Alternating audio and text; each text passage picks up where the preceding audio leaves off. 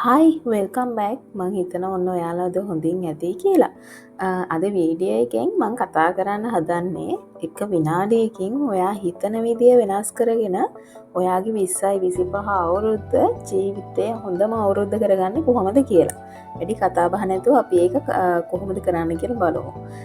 පොඩි දෙයයි ඇත්තටම ඔයා හිතන විදිය වෙනස් කරගන්න තියෙන්නේ. මම මේ කියන්න හදන පොයින්ට් එක තමයි අවුරුද්දක් අන්තිම වෙනකොට අපි හිතන දෙයක් තමයි ඊගාව අවුරුද්දට අපි කොහොමද ලෑස්ති වෙන්නේ, මොනවද අපි අලුත් අවුරුද්දේ වෙනස් කරගන්න අපේ තියෙන බෑඩ් හැබිට්ස් අපි අලුතෙන් අලුත් අවුරුද්දට එකතු කරගන්න හදන හොඳ පුරුදු මොනවද කියලා අපි අවුරුදු පතා අවසාන කියන්නේ අවුරුද්දක් අවසන් වෙද්දි හිතනවනේ. ඉතින් ඒක තමයි අද ඇත්තටම මගේ බේස් එක වෙන්නේ.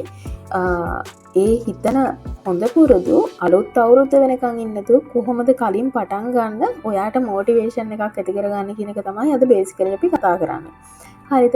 මගේ පොයින්ට් එක මෙන්න මේකයි. දැන් හිතන්න ඔයා ටිකක් තරබාරු කෙනෙක් නම් මං එහෙම කෙනෙක්. ඉතින් මම ඇත්තටම හිතාගෙන හිටපු දෙයක් තමයි ගොඩක් වෙලාවට ගොඩක් අවුරුදු වලදී ජනවාරි 1 වෙනිදා ඉඳන් ඔන්න මම මේ කන බොන ඒවා ටික කන්ට්‍රෝල් කරනවා. මේ අවුරුද්ද කොහොම හරි බර මෙච්චරක් කිලෝ අඩු කරගන්න ඔහොම කී හිතනවා.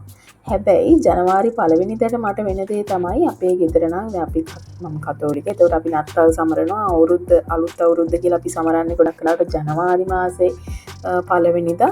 සිංහල දෙමළ අලුත් අවුරුද්ද සමරෙන්නේ නැහැ කතෝලික දේවල් වල සාමාන්‍යයෙන්. ඉතින් ඒක හින්දා ඔන්න නත්තලටත් හොඳට කාලා ජනවාරි 1 වෙනිදාටත් අපේ අම්මා උයන හොඳ රස බත් එකක් බඩ පිරෙන්න කනවා. එතනින්ම අර මේ නිවිය රෙසලූෂන් එක ඉවරයි.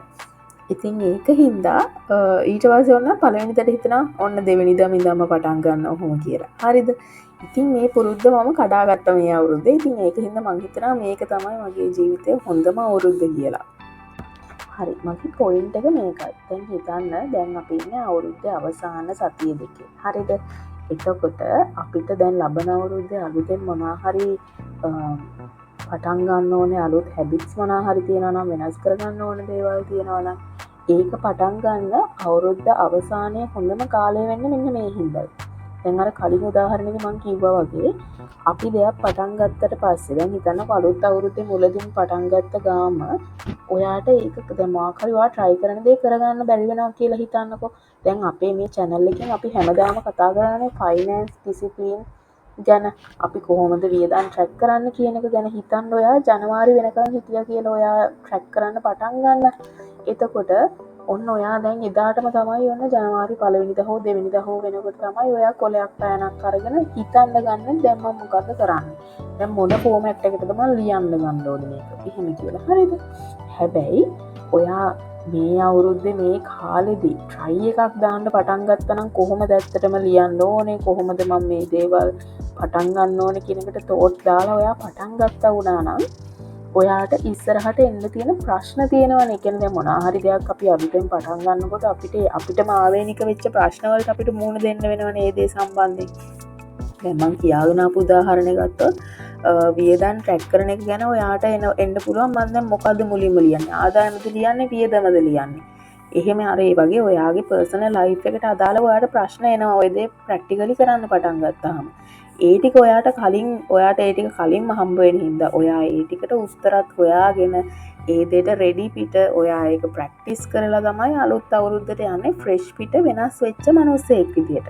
හරිද? ඔන්න ඕක තමයි මට ඇත්තටම ඔළුවට ආපු දේ. ඉතින් ඒක තමයි මම මේ ටිකේ ඇත්තටම මාර මොටිවේෂන් එකකින් දේවල් වෙනස් කරගෙන යනවා. ලබන අවුරුද්දට මට වෙන්න ඕනේ කියලා හිතන ඒ කියන්නේ මම නිව් රෙසලූෂන්ස් විදිහට දාගෙන තිබ්බේවා මම මේ කාලේ මේ ටිකේ දැන් පටන්ගෙන යන ගමන් ඉන්නේ. මට ඇත්තටම මේක ලොකු නිකන් අර කොහොමත් ක්‍රිස්මස් ටයිම් එක දැන් මම කිව්වා වගේ මම කතෝලික හින්දා මට කොහොමත් මේ කාලේ හරි cheerful joyful කාලයක්. ඒ කියන්නේ දැන් අපේ රටේ ගොඩක් ලොකු ආපදාවක් වුණා තමයි. ඒකෙදි අපි ගොඩක් ඔය ඒකට මුහුණ දීපු හැමෝත් එක්කම දුක් වුණා. ඒ වයිදී අදාළ පුළුවන් විදියට උදව් කරා තාමත් කරගෙනත් යනවා. හැබැයි නත්තල් කාලේ කියන්නේ අපි හැමෝටම ශ්‍රී ලාංකිකයෝ විදිහට ලෝකෙටම මුළු ලෝකෙටම ලෝකවාසීන් විදිහට අවුරුද්දක් අවසාන වෙලා අලුත් අවුරුද්දක් ලබන්න යන අමුතුම අර ඒ හැංගීම තියෙන කාලේනේ. නිවාඩු තියනවා ගොඩක් අයට, 8-5 ජොබ් කරන අය ගොඩක් අයට මේ කාලේ නිවාඩු, ළමයි නිවාඩු. ඉතින් ඒ වගේ අර අලුත් ආරම්භයකට අපි සූදානම් වෙන කාලේනේ. ඉතින් මේක තමයි ඇත්තටම වෙනස් වෙන්න හොඳම කාලේ. ඉතිං මේක තමයි ඇත්තටම මට කියන්න ඕන වෙච්ච දේ 2025 මේ අවුරුද්ද ඔයාට හොඳම අවුරුද්ද කරගන්න නම් ඔයා ඇත්තටම ඔයාගේ අලුත් අවුරුද්ද වෙනුවෙන් හිතාගෙන ඉන්න දේවල් ටික පටන් ගන්න ඕන මේ දැන්. ඒකෙන් ඇත්තටම මොකද වෙන්නේ? ඔයා අර ඔයාගේ තියෙන අර බෑඩ් හැබිට්ස් ඒ ටික ඔක්කොම වෙනස් කරගෙන ඔයාට ඕනේ පුද්ගලයා විදිහට වෙනස් වෙන්න පටන් අරගෙන තමයි අලුත් අවුරුද්දට යන්නේ. එතකොට ඒක හරි. ඒ කියන්නේ දැන් අර අලුත් අවුරුද්දට අලුත් වෙලා යන්නේ ඔයා. ඉතින් ඒකින්ද මම ඔයාට සජෙස්ට් කරනවා මේ අවුරුද්දේ ඔයාගේ වෙනස් වෙන්න ඕනේ දේවල් ටික වෙනස් කරගන්න. මේක හොඳ කාලයක් කරගන්න. එතකොට 2025 කොහොමදත් ඔයාට හොඳම කාලය බවට පත් වෙනවා. මොකද හේතුව එතකොට ඔයා ඇත්තටම ඔයාගේ ජීවිතේ වෙනස් කරගන්න පටන් ගත්ත හොඳම අවුරුද්ද 2025 වෙන හින්දා. හරිද? දැන් මේ අවුරුද්දේ අපි ඇනුවල් ලීව් පටන් ගත්ත ගාම්ම වගේ මමයි හස්බන්ඩ්යි කතා වෙච්ච දෙයක් තමයි ඇත්තටම 2025 අවුරුද්ද 2024ට සාපේක්ෂව ටිකක් අඩුවෙන් තමයි අපිට ඉතුරු කරගන්න පුළුවන් වුණේ. ලොකු ප්‍රෝග්‍රස් එකක් කරගන්න බැරි වුණා මේ අවුරුද්දේ. දේවල් ගෙදර ඉම්ප්‍රූව්මන්ට්ස් අපි ප්ලෑන් කරපු ඒවා ඉතුරු කරගන්න ඒවා එහෙම ලොකුවට කරගන්න බැරි වුණා ඇත්තටම. හැබැයි දැන් වියදම් ලියන දේවල් ඒවත් කරලා තිබුණා. අවුරුද්දක් විදිහට ඕවරෝල් බැලුවහම නිකන් අර ඇල්වතුර වගේ අවුරුද්දක් කියලා හිතුණා 2025. හැබැයි අපි දෙන්න තව ටිකක් හිතාගෙන යනකොට අපිට මතක් වෙච්ච දේ තමයි අපිට එහෙමමත් නෑ නේද? ඒ කියන්නේ දැන් අපි පටන් ගත්ත ඇත්තටම අර මොකක්ද ඒකට කියන්නේ රිටයර්මන්ට් ප්ලෑන් එකක්. ඒ කියන්නේ දැන් අපි දෙන්නම ප්‍රයිවට් සෙක්ටර් එකේ වැඩ කරන්නේ. එතකොට අපිට අපි රිටයර් වෙන ඒජ් එකේදී අපිට එහෙම මුකුත් හම්බ වෙන්නේ නැහැ නේ. ඒකින්ද අපේ රිටයර්මන්ට් එක අපි ප්ලෑන් කරන්න ඕනේ. ඉතින් ඒකින්ද අපි රිටයර්මන්ට් ෆන්ඩ් එකකට මේ අවුරුද්දේ ඉන්වෙස්ට් කරන්න ගත්තා. ඉතින් ඒක ඇත්තටම අපිට ඇඟට නොදැනී යන්නේ දැන්. හොඳේ.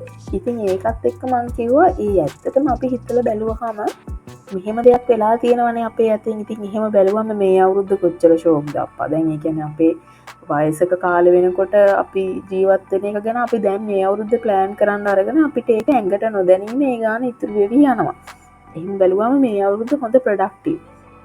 ඉතින් ඒ වගේම වියදම් ලියන එක 2024ට සාපේක්ෂව 2025 දී අපි හොඳට කරා. ගොඩක් මාසවල හරියට ලියා ගන්න පුළුවන් වුණා වියදම් ට්‍රැක් කරන එක. ඉතින් ඒක හොඳයි. ඒකට දැන් ඒක අපි පුරුද්ද වෙලා ඉවරයි. හොඳයි. දැන් අමුතුවෙන්ම අපි ඇත්තටම මේ අවුරුද්දේ ඒ කියන්නේ දැන් ගිය අවුරුද්දේ අපි මාසයක් ලියනවා, මාස දෙකක් තුනක් අමතක වෙනවා, ආයෙ මාසයක් ලියනවා. ඒ වගේ තිබ්බ. හැබැයි මේ අවුරුද්දේ එහෙම නෑ. ගොඩක් මාසවල අපි මාස අන්තිම වෙනකම් වගේ හොඳටම වියදම් ටික එහෙම ආදායම් වියදම් ලියාගෙන ආවා. එතකොට කෝකටද වියදම් උනේ ඒ දේවල් ගැන අපිට හොඳ අවබෝධයක් තිබ්බා. ඉතින් එහෙම බලුවම මේ අවුරුද්ද හොඳම අවුරුද්දක්. ඉතින් ඒ වගේ. ඉතින් මට එකෙන් කියන්න ඕන උනේ new year resolutions ටික ඔයා මේ අවුරුද්දේ මේ අවසාන හරිය පටන් ගන්න. ඒ වගේම මේ අවුරුද්දේ ඔයා කරපු දේවල් කරපු නැති දේවල් කරන්න බැරි වෙච්ච දේවල් ලබන අවුරුද්ද කරන්න හිතන් ඉන්න දේවල් ඒවා දැම්ම හිතන්න. දැම්ම හිතලා මේකට වෙන්න ඕනේ වෙනස්කම් දැම්ම කරන්න පටන් ගන්න. එතකොට ඔයාට මේ අවුරුද්ද ඔටෝමැටිකලි ඔයාගේ හොඳම අවුරුද්ද මාරම ප්‍රොඩක්ටිව් අවුරුද්ද කරගන්න ඔයාට පුළුවන් වෙනවා.